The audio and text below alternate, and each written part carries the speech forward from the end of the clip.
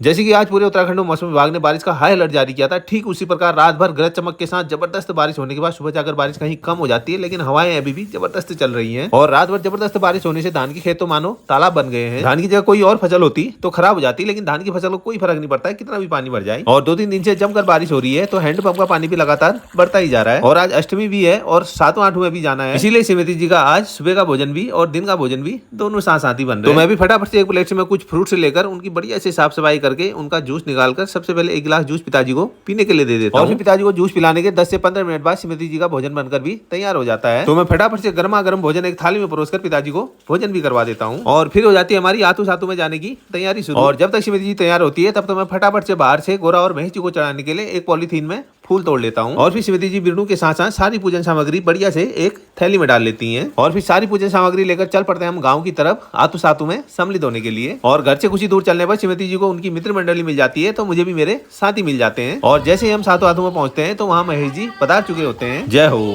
और महेश जी के स्वागत में सभी महिलाएं गोल घेरा बनाकर चाचरी गा रही होती है। और सातों हाथों में पहुंचते ही मेरी मुलाकात बड़ी मामी से भी हो जाती है, तो मैं उनके साथ थोड़ी देर चाची देखने के लिए बैठ जाता हूँ।